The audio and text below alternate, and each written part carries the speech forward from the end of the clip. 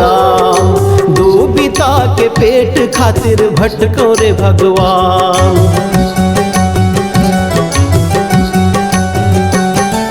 रात दिन में एक करो नहीं है गाराम। दुबिता के पेट खातिर भटको रे भगवान।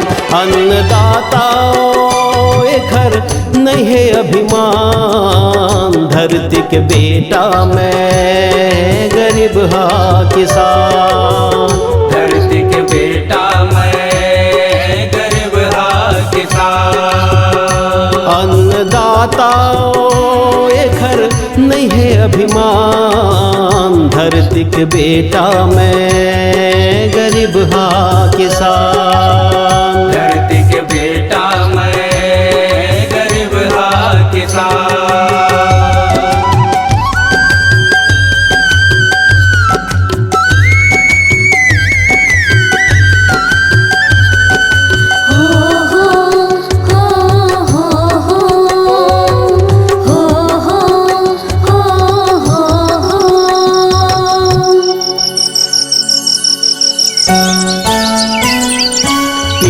पसिया पी के रहा मोर है माटी के घर। मोर है माटी के घर। मोर है माटी के घर। खून पसीना बहाओ दुनिया के पेट भर। दुनिया के पेट भर। दुनिया के पेट भर। लक्ष्मी, परिस्थिति ऐसी आ गई मैं तोर पर कुछ नहीं कर पाता हूँ। ए जी, मोर दुनिया तो तही हरस और मोला कुछ नहीं चाहिए। पेज पसिया पी के रहा मोर है माटी के घर। खून पसीना बहाओ दुनिया के पेट भर। सुखमा जिंदगी कैसे जिया सुख मोर हो गे दुभर। सुख मोर हो गे दुभर। सुख मोर हो गे दुभर। जोड़ी बैला के मैं धनवान। मोर दुनिया ये खेत औ खलिहान।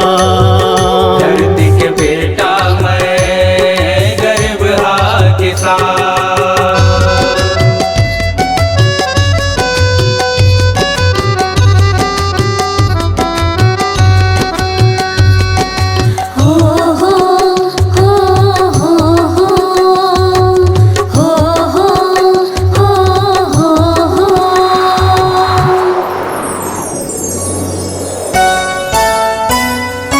बादल बैरी नदा के बरस नहीं ये सुसाल। बरस नहीं ये सुसाल। बरस नहीं ये सुसाल। खेत खार पर होगे थम गे नागर के चाल। थम गे नागर के चाल। थम गे नागर के चाल। देख न भैया, रोपा प्यासी के दिन में खेत में धूल उड़ात है।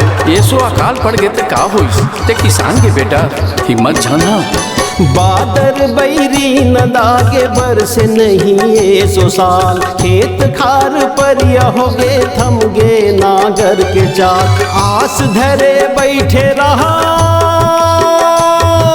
लांघन भूखन बेहाल। लांघन भूखन बेहाल। लांघन भूखन बेहाल। बूंद पानी के है वरदान। प्यासे धरती है औ प्यासा किसान। धरती के बेटा मैं गरीब हा किसान।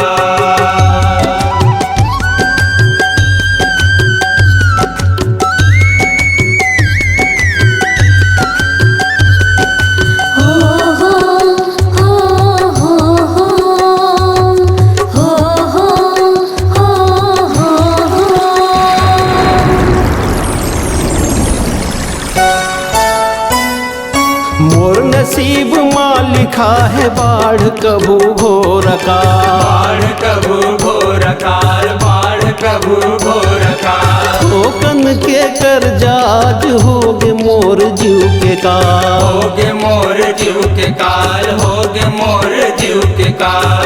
देख बिरजू, 6 महीना बते मोर से पैसा ले रहे हैं। अब 7 महीना हो गए। बस 1 हफ्ता के तोला मोहलत दे दो। मोर पैसा ला मोला लौटा। परिस्थिति ला तो देखा था मालिक, मोला थोकिन और मोहलत दे दो।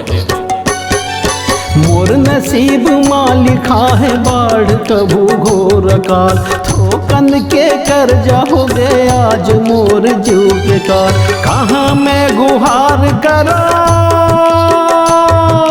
बिरथा है मोर पुकार, बिरथा है मोर पुकार, बिरथा है मोर पुकार। चुप विधाता है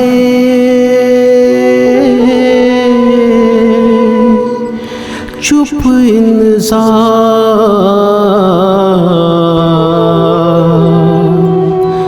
धरती के अछरा रख दे मोर जान।